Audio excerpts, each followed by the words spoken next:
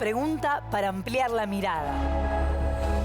Diálogos entre disciplinas para descubrir el mundo. Con vos que estás ahí, en tu casa, en las aulas, con los y las docentes. Nuevas formas de conocer, otros modos de aprender. Seguimos educando.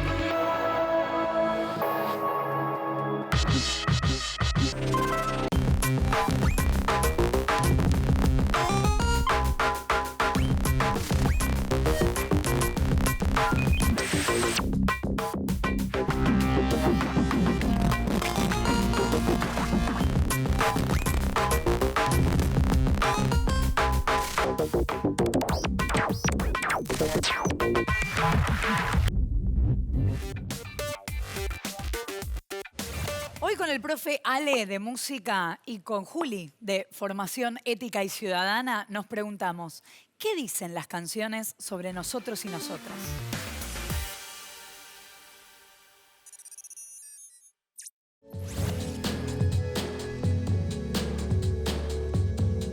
Los temas que me identifican son los que hablan de la realidad social, como por ejemplo los de Calle 13. A mí en lo personal me gustan las canciones profundas que te llegan al alma y al corazón porque me encantan ese tipo de canciones y no me gusta a mí las canciones que hablan mal de algo o de alguien, y a mí también me encanta escuchar a Tini Stoessel y Billie Eilish. No me identifico con ninguna temática en particular ni con ningún artista, porque, las canciones que escucho dependen mucho del estado de ánimo que tenga. Me identifican con las letras de las canciones de amor, más que nada las románticas, pero en general me gustan varios temas musicales, aunque no me identifique con ellos.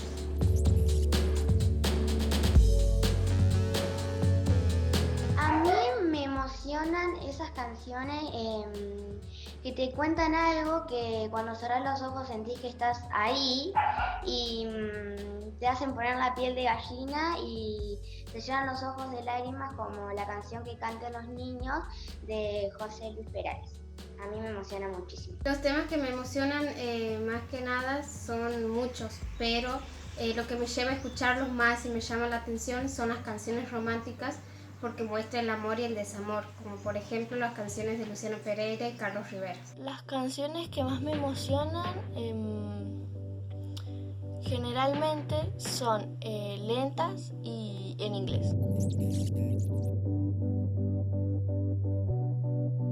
Cuando estoy con mis amigos, siempre escuchamos música. Por lo general ellos ponen reggaetón y otro tipo de música, pero que a mí por lo general no me gusta tanto, pero aún así los escucho. Yo creo que es muy importante el lugar de la música cuando estoy con mis amigos y amigas, porque podemos compartir momentos juntos, reírnos, hablar de un montón de cosas. Yo cuando estoy con mis amigas, la música nos acompaña, siempre nos sube el ánimo y nada, y cuando depende por ahí qué música estamos escuchando, nos ponemos a bailar, saltamos, la cantamos y nos divertimos. El lugar que ocupa la música cuando estoy con mis amigos y amigas es la diversión, porque cuando nos juntamos, más que nada nos juntamos a escuchar música, porque es parte del encuentro, como así también hay posibilidades que nos ponemos a bailar.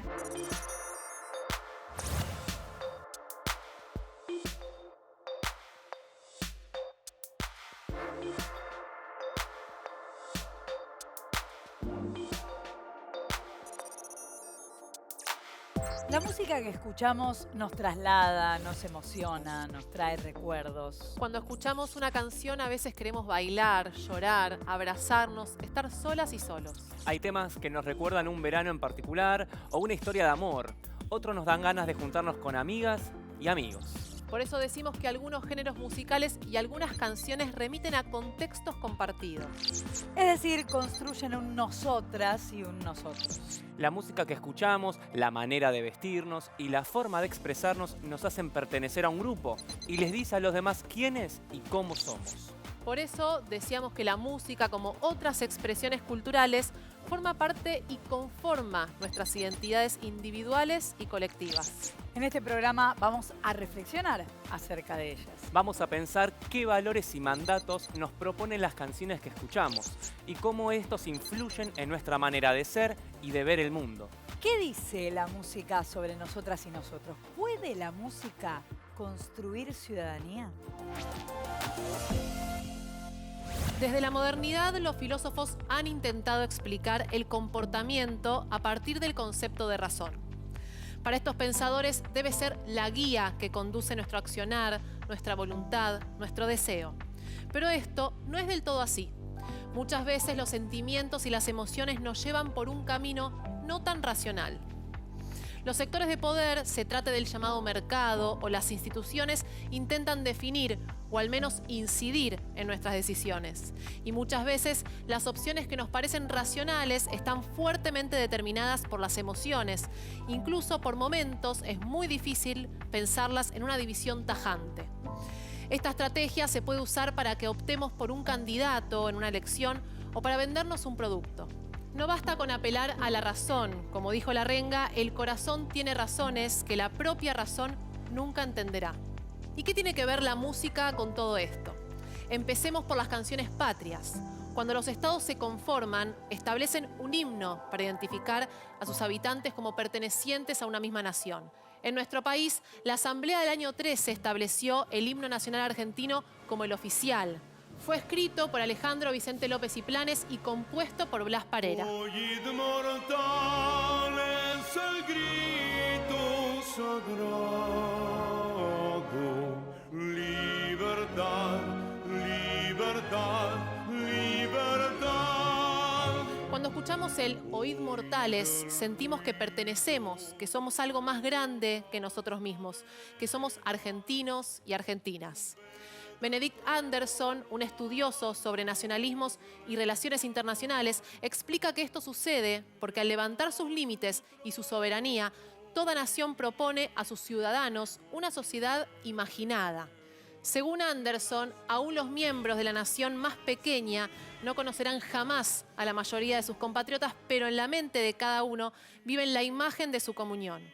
Y esta narrativa, esas canciones, están en constante disputa. Como dice Anderson, esta comunidad imaginada no está liberada de tensiones, disputas y desplazamientos. Esto pasa porque la construcción de la identidad colectiva es un proceso complejo, donde muchas veces algo entra y algo queda fuera.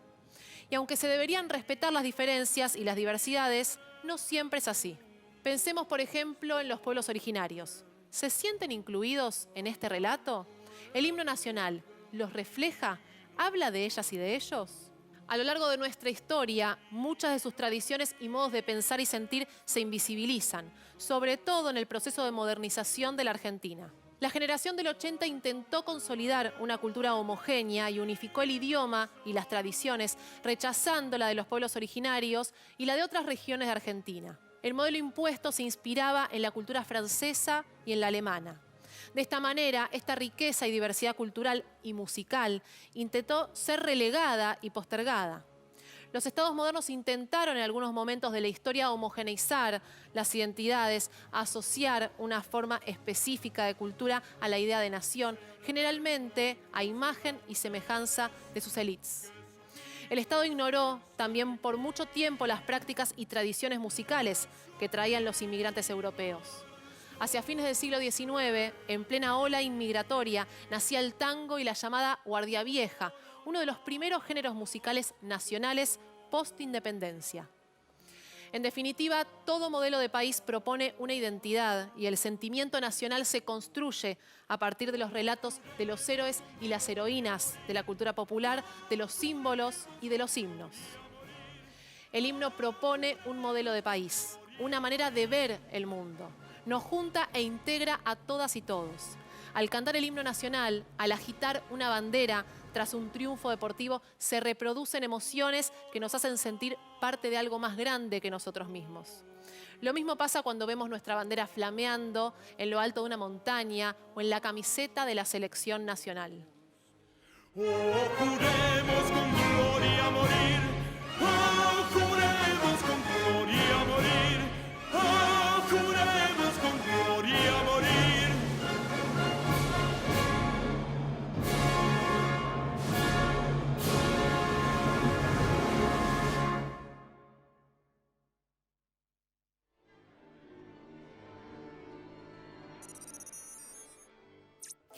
El himno nacional es nuestro y es a la vez de ellas y de ellos, de las y los antepasados, de los héroes y heroínas de la patria, de las generaciones anteriores, de las de hoy y las de mañana. Es un relato que nos unifica y nos hace reconocernos entre nosotras y nosotros.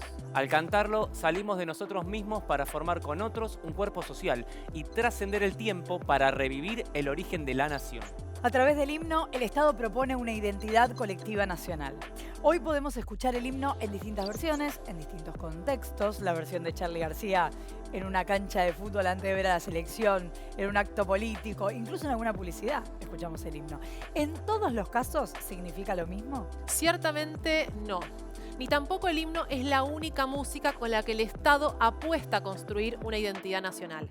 Pensemos, por ejemplo, en las políticas culturales, como la difusión de músicas, estilos, géneros populares en los medios públicos y en los canales educativos, o recordemos el Bicentenario, con la variedad de artistas de nuestro país y del continente que se unieron en este festejo patrio. Pero ¿qué pasa cuando escuchamos otras canciones? Ale, ¿vos con qué música te identificás? Juli, ¿qué música te emociona? A mí me emocionan canciones como Plegaria para un niño dormido o Puente del gran Gustavo Cerati. Y a mí, por ejemplo, Flor, me identifican las canciones que hablan del respeto, la diversidad o de lo social en general, pero también las que refieren a las pasiones y el arte creador del ser humano. Pero ¿qué sucede con la industria musical? ¿También intenta generar efectos de identificación? Podemos decir que tanto el Estado, a través del himno, como el mercado de la música, a través de sus canciones, buscan emocionar, identificar, construir grupos. Sin embargo, hay una diferencia abismal. El Estado, a través de sus relatos, tiene la obligación de incluir y ampliar los grupos que integran el país. Es decir, debe garantizar que todas y todos nos sintamos parte y que a la vez respetemos las diferencias y las diversidades. En cambio, la industria musical busca crear identidades y grupos con el propósito de vender. También tengamos en cuenta que esa industria no es algo monolítico. También podemos encontrar distintas movidas musicales independientes, de pequeña o mediana escala, de la cultura popular. Hay artistas que, aun cuando pueden llegar a ser muy reconocidos o comerciales, producen cuestionamientos sociales, incluso la propia industria musical. No es posible estar afuera del mercado absolutamente, pero dentro del mismo se puede negociar, resistir, proponer nuevos temas, estéticas y cuestionar esas identidades que pretenden ser impuestas. Entonces, ¿la industria de la música es mala? No es lo que queremos decir, pero en este programa proponemos una mirada crítica frente a ese consumo asociado a la construcción de la identidad. Y pensando en todo esto, ¿en qué sentido somos libres?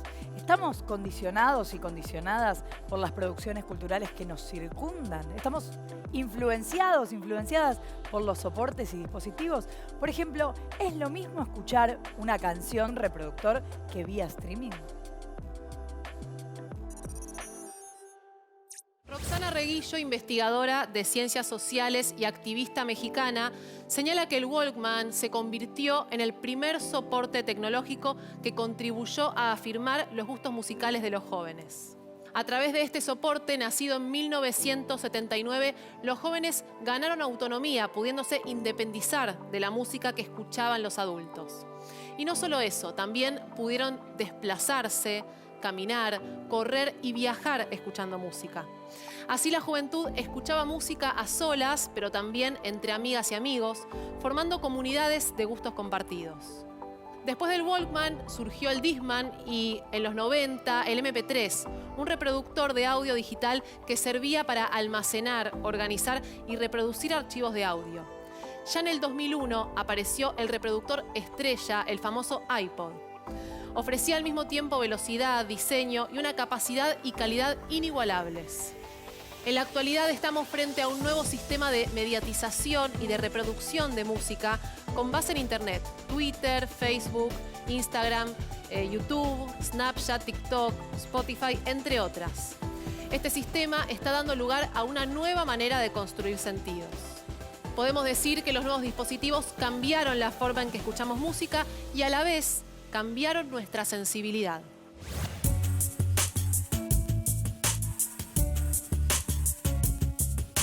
Hola, soy José Luis Fernández, enseño e investigo en la UBA sobre temas que ustedes deben saber tal vez más que yo, solo que lo hacemos de una manera más organizada y de manera que quede registro sobre las transformaciones que está teniendo la vida de lo musical en nuestra época.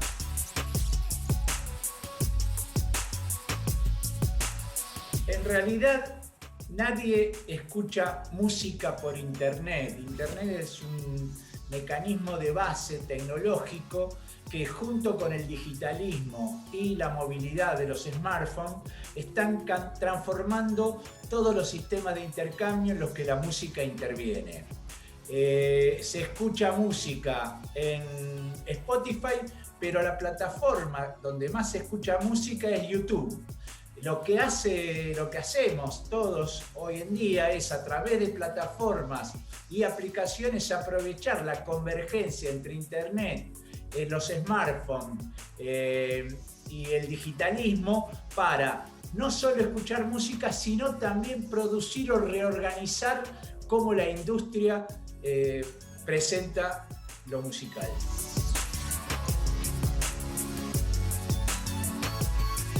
Escuchar música es una actividad en lo mediático que viene desde el principio del siglo XX. Mientras uno escuche una pieza musical terminada, cerrada, sea a través de auriculares, sea a través de un equipo de vinilo, sea a través de una plataforma, el lugar del oyente musical no cambia. Lo que cambia es la vida del oyente y sus relaciones con lo musical. Entonces ahora tenemos acceso a música que antes era imposible registrarla y acercarse. Pero además, como oyentes, podemos tomar muchas de esas piezas y a través de aplicaciones de edición podemos tanto reeditar la música que nos gusta, como generar nuevas ediciones musicales con cierta facilidad, aún a través de aplicaciones colaborativas. Entonces, en el mundo de lo musical se ve claramente esa nueva posición del consumidor, que también es productor. Es eso que se llama prosumidor.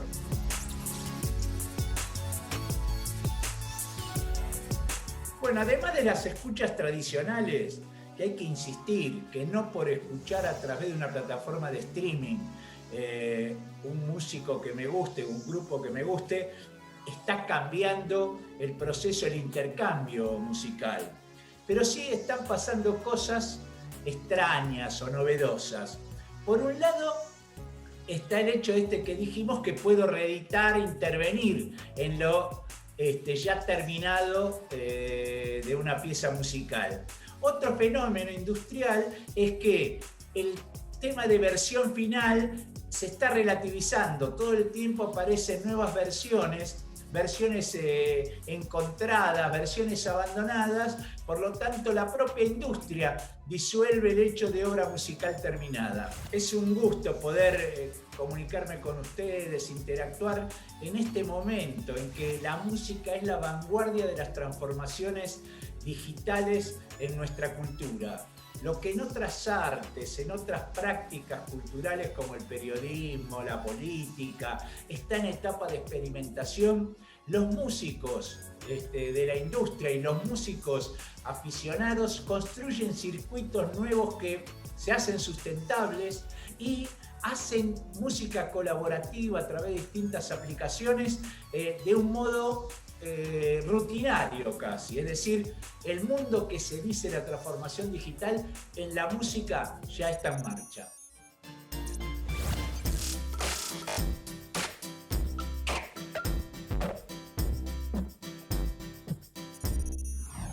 Todo el tiempo estamos hablando de la identidad, pero ¿qué es, en definitiva, la identidad? El sociólogo Stuart Hall define la identidad en base al reconocimiento de características compartidas con otras personas u otros grupos. Esta concepción entra en contraste con el naturalismo o esencialismo, que plantea una identidad fija. Según este enfoque, siempre estamos siendo, es decir, se entiende la identidad como una construcción, un proceso que nunca termina. como si fuésemos un gerundio. Algo así. ¿Qué factores influyen en este proceso? Las identidades se construyen en un eterno diálogo entre lo que somos como individuos, como personas, como sujetos y nuestro contexto. Por ejemplo, el lugar en el que nacimos, cómo está conformada nuestra familia, qué roles ocupan cada uno de los integrantes de la misma, qué subjetividades traen, la escuela, el barrio, el club, la iglesia, nuestros diversos espacios de socialización también forman parte de nuestra identidad. Es imposible pensarnos por fuera de lo que consumimos, de lo que escuchamos, de lo que vemos y hacemos. Todo esto forma parte de nuestra identidad en proceso. Y en esto la música juega un rol muy importante. Sí, y a través de ella establecemos un diálogo que nos propone valores, ideales, mandatos, y ese diálogo nos influye.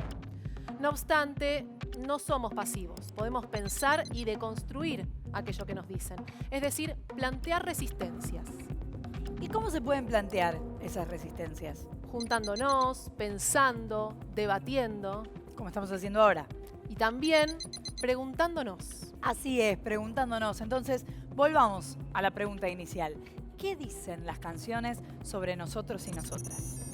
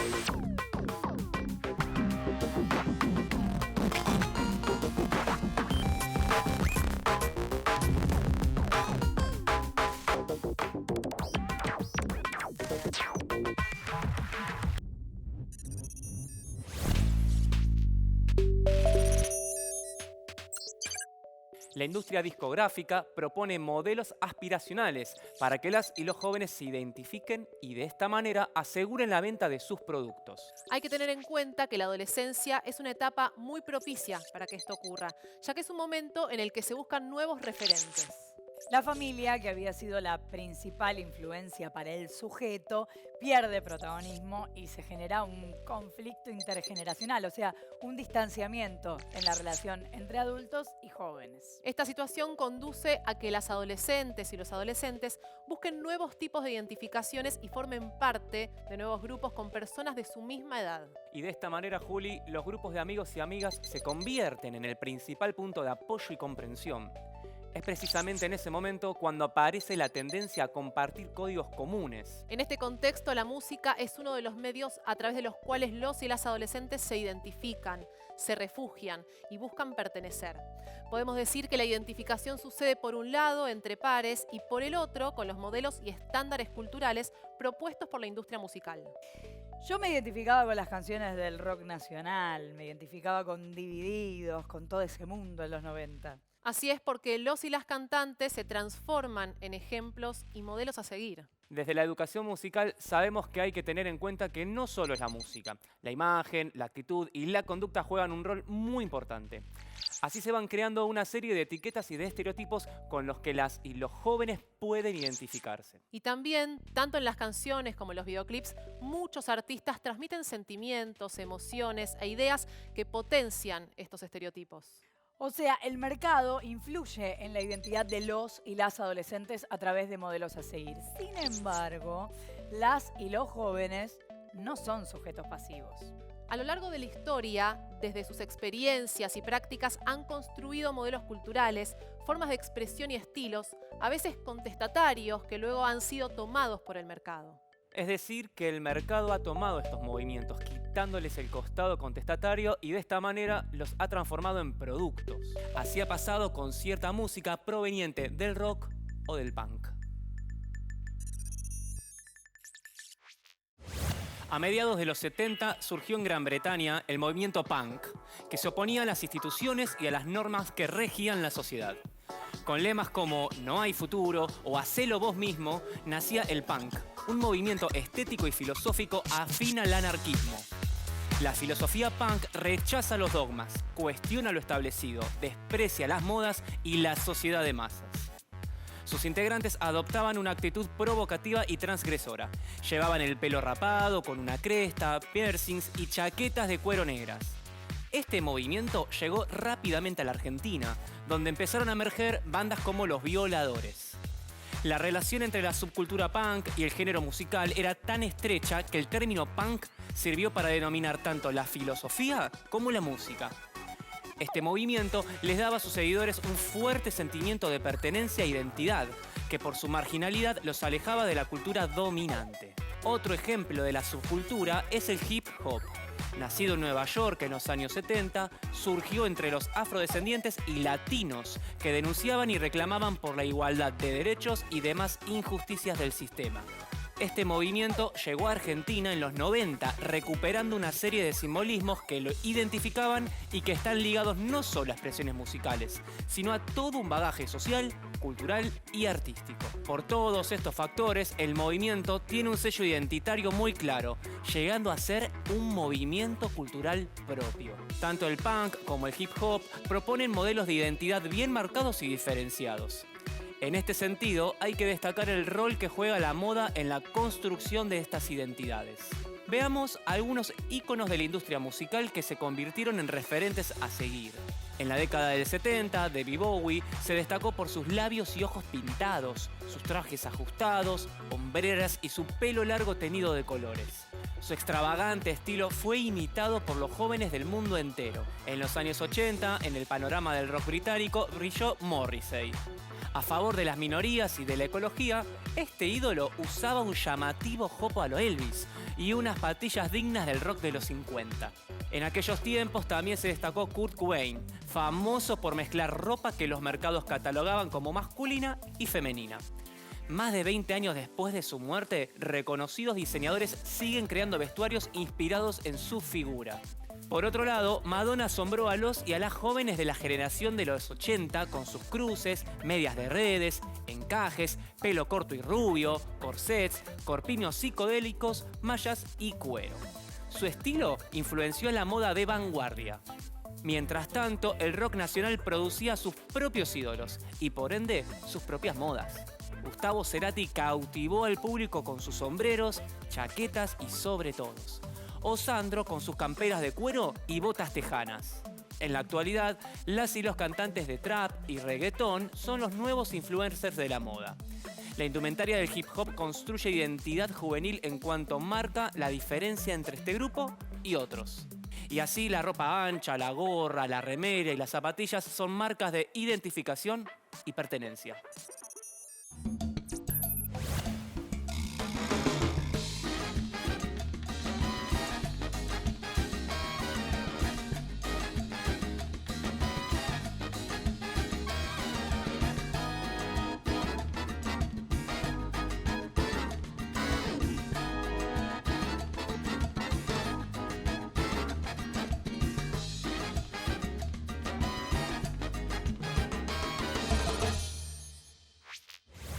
Como venimos diciendo, la industria musical construye modelos a seguir. Y en las canciones escuchamos relatos que plantean un modo de ser felices y un modo de relacionarnos. Pero muchos otros quedan afuera. Se espera de las mujeres que sean flacas, bellas y a nosotros ganadores, exitosos. Aquellas y aquellos que no cumplimos con estos mandatos quedamos excluidos. Es decir, la industria cultural se caracteriza por un lenguaje que homogeneiza y que rechaza las diferencias. Sin embargo, incluso desde el mismo seno de la industria musical, muchos artistas proponen quiebres, ya sea cuestionando los estereotipos o parodiándolos. Así, desde las canciones se ha planteado el derecho a que seamos aceptados y reconocidos en nuestra diversidad. Veamos algunos ejemplos. Se dice de mí, se dice que soy fiera, que camino a lo malevo, que soy chueca y que me muevo con un aire compadrón, que parezco Leguizamo, mi nariz es puntiaguda, la figura no me ayuda y mi boca es un buzón. Si charlo con Luis, con Pedro, con Juan, hablando de mí, los hombres están. Critican si ya la línea perdí, se fijan si voy, si vengo o si fui. Con esta letra, Tita Merelo resiste el ideal de belleza femenino y al mismo tiempo deconstruye el concepto de lo que significa ser mujer. Es decir, al asumirse fea y al compararse con un malevo, afirma todo lo contrario de lo que se esperaba de una mujer en aquella época. Otra canción que defiende la diversidad es Nadie como tú, de Calle 13. Lo hace al poner en evidencia las desigualdades y todo aquello que queda fuera del supuesto nosotras y nosotros al que apelan los medios de comunicación masivos. Hay personas gordas, medianas y flacas, caballos, gallinas, ovejas y vacas. Hay muchos animales con mucha gente, personas cuerdas y locos de mente. En el mundo hay mentiras y falsedades, hechos, verdades y casualidades. Hay mentalidades horizontales, verticales y diagonales, derrotas y fracasos accidentales. Estos dos ejemplos nos muestran que si bien hay algunas canciones que fomentan estereotipos, otras pueden ser lugares de resistencia y expresar la diversidad y la inclusión. Finalmente está en nosotros y nosotras entender que para construir nuestra identidad no necesitamos excluir a nadie. Todo lo contrario, la diferencia nos enriquece y nos iguala.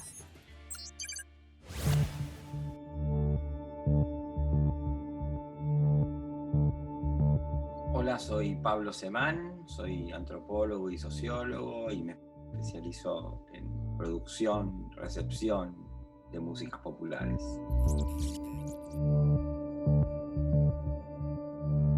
En principio crean las imágenes que nosotros creamos con lo que esas imágenes nos proponen. Porque, a ver, las imágenes no nos programan. Las imágenes están ahí y nosotros las usamos y nada de lo que vemos está completamente en el material que se nos presenta como imagen, sino con cómo nosotros lo completamos, con sentimientos, con elementos visuales que se agregan a la misma imagen y con el lugar que le damos a esa imagen que creamos con la imagen que vemos, ¿no?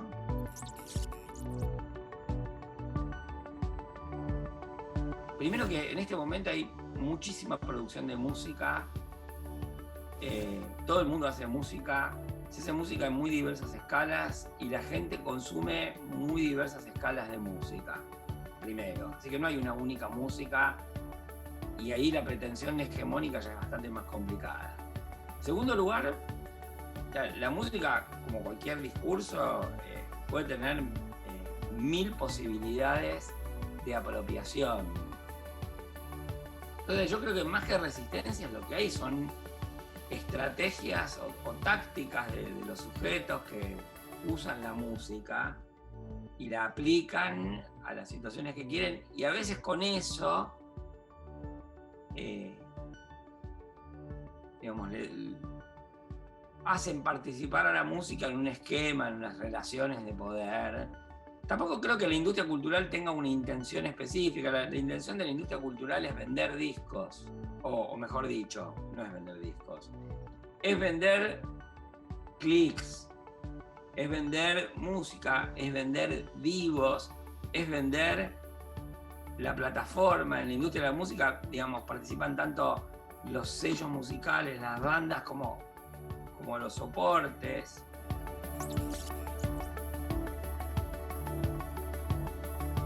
El problema es un poco el que yo venía diciendo, se deriva de lo que venía diciendo, que es a quién le habla esta música, pero digo, partiendo de una idea que yo mismo les estoy diciendo, es una idea simplista, que es, supongamos que el reggaetón es una música universal. Si suponemos eso, estamos sacando de lado que hay muchísima más música, pero muchísima más. Pero digamos, la difundida masivamente por diversos dispositivos puede ser el reggaetón. Yo creo que el reggaetón hace visible a la masa de precarizados incluidos.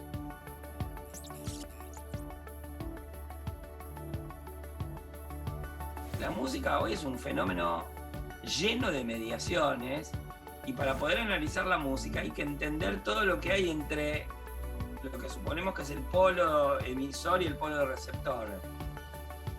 Hay procesos de formaciones, de clubes, de fans que inciden en la producción de los líderes musicales.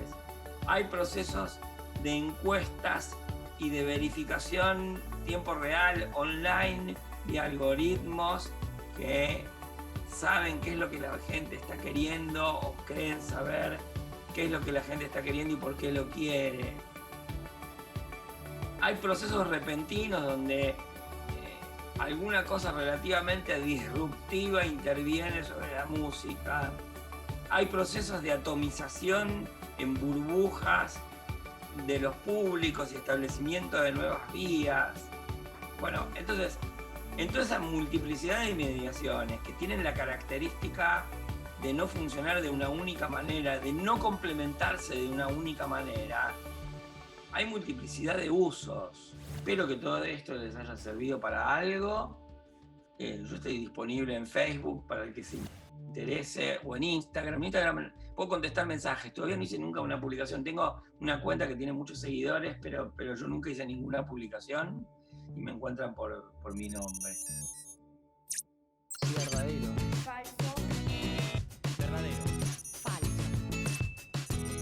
El soporte en que escuchamos música influye en nuestro modo de percibir. Falso. Falso. Falso.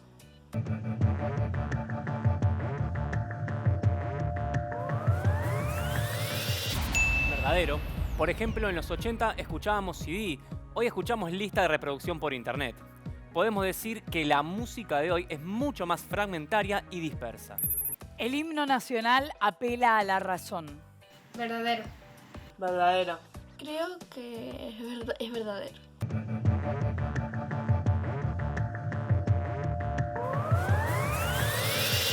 Falso. El himno nacional apela fundamentalmente a la emoción. Así se crea un sentimiento de que todas y todos somos argentinas y argentinos. La música influye en la identidad de los y las adolescentes. Verdadero. Verdadero. Verdadero.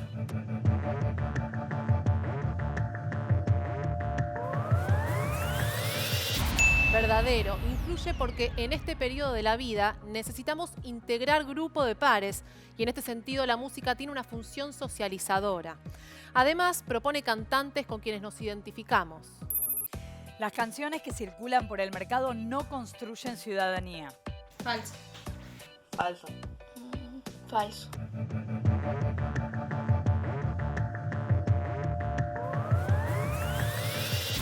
Falso. La cultura es una parte fundamental de la ciudadanía y a través de los consumos musicales podemos encontrarnos e identificarnos con otros. En un sistema democrático hay una diversidad de opciones. Nosotros y nosotras tenemos la opción de elegir. O sea, el poder no es unilateral y podemos plantear resistencias, alternativas.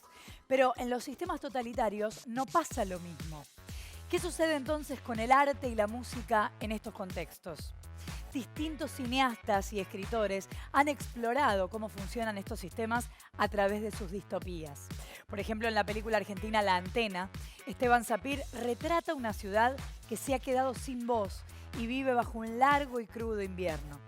Un hombre malvado y sin escrúpulos, el señor TV, dueño absoluto de las imágenes que animan esta ciudad y de una extensa cadena de productos, lleva adelante un siniestro plan secreto para someter eternamente a cada una de las almas que habitan la ciudad. Para construir este monopolio ha financiado la creación de una peligrosa máquina que transmite hipnóticas imágenes por la pantalla del televisor para inducir al consumo compulsivo de los productos de su sello. Otro ejemplo, pero de la literatura, es Un mundo feliz, una novela del escritor Aldous Huxley. En este mundo, la música y las letras son realizadas a través de fórmulas y combinatorias preestablecidas. Los compases, los patrones rítmicos y las escalas que se usan son las mismas, una y otra vez recombinadas. Todo se repite con mínimas variaciones. Los temas musicales ya nos han elegido a nosotros. ¿Dónde está nuestra libertad si solo podemos elegir lo que a través de fórmulas y algoritmos ya han elegido por nosotras y nosotros? Se pregunta Huxley en esta novela. ¿Quiénes entran? ¿Qué pasa con los que no pueden elegir lo que el mercado quiere que elijamos?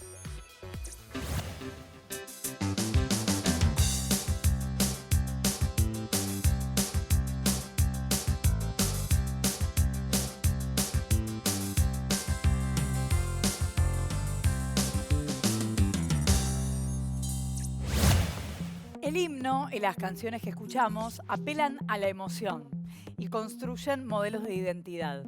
Nos proponen valores, ideales, mandatos. Pero el Estado y el mercado funcionan de maneras muy distintas. El Estado busca consolidar una identidad nacional, un nosotras y un nosotros que nos abarca y nos incluye. En cambio, la finalidad del mercado es vender y para lograrlo propone modelos aspiracionales que muchas veces segmentan y excluyen. Pero también hay muchas expresiones en los márgenes del mercado, o no tan al margen, que proponen alternativas, cuestionan, negocian todo el tiempo. En la adolescencia sentimos una gran necesidad de pertenecer y formar grupos. Muchas veces estos grupos se nuclean alrededor de los géneros musicales, de las canciones o de los y las artistas. De esta manera, las y los cantantes se convierten en modelos a seguir. Es importante escuchar qué nos proponen. ¿Nos incluyen? ¿Nos excluyen? ¿Son estigmatizantes? ¿Cómo se posicionan frente a la diferencia? La música forma parte de nuestra cultura. Entonces, en definitiva, ¿qué dicen las canciones sobre nosotras y nosotros? Las canciones hablan de nosotros y nosotras. La música es y será siempre parte de nuestra identidad.